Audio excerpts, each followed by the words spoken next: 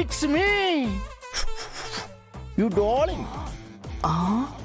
హే dear, నువ్వా? ఇంతసేపు నీకోసమే వెయిట్ చేస్తున్నా డియర్. చిపో, నేను నీతో మాట్లాడను. ఏ బేబీ, వాట్ హ్యాపెండ్ రే? నేను అలిగాను, బుంగమూతి పెట్టుకున్నాను. వైరే టెల్ మీ రే, నీకోసం గిఫ్ట్ తీసుకురాలేదనా? 10 నిమిషాల క్రితం మన ఎంగేజ్మెంట్ కోసం నేను డైమండ్ రింగ్ కొనిపెట్టేశాను తెలుసా? ఎవడికి కావాలి నీ బోడీ డైమండ్ రింగ్?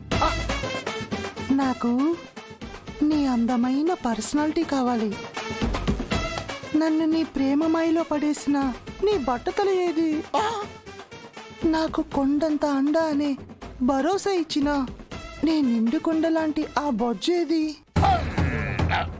తార్ రోడ్డులా నెగనెగలాడే నీ నల్లని చర్మాన్ని ఇలా పౌడర్తో కప్పేసావే, అందుకే నేను హట్టు.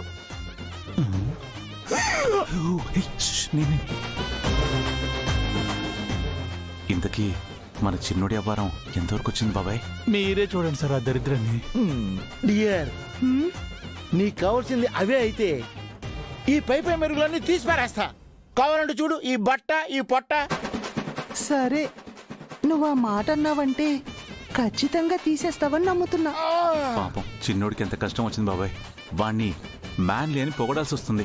వాడికి వచ్చిన కష్టం ఆ రాకేష్ గారికి కూడా రాకూడదు. అది సరే, ఉదయం ఏదో సగమే చెప్పి ఆపేశావు. అదేంటో చెప్పా చెప్పా చెప్పా. అంత తొందర ఏంటి ఓనరు?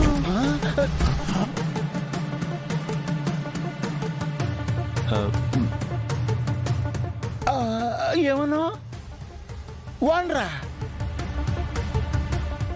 ఇలా నన్ను శంకర్ గ్యాంగ్ వాళ్ళే పిలుస్తారే. అబ్బా, ఉదయం వాళ్ళెవరో నా ముందే మిమ్మల్ని ఓనరు అని పిలిచారు కదా, అందుకే నేను అలా పిలిచాను. అంతే కదా. నేను ఇంకా మళ్ళీ బకరా అయ్యానేమని భయపడ్డా. అంటే నా మీదే నీకు అనుమానమా? కాదు కాదు కాదు, నా దరిద్రం మీద నమ్మకం. డియర్, నువ్వు తగిలావు కదా, ఇక నా లైఫే మారిపోద్ది. అవునరా, నీ లైఫ్ మారడం కాదు రోయ్, ఈ సీన్ తర్వాత నీ క్యారెక్టరే మారిపోతుంది.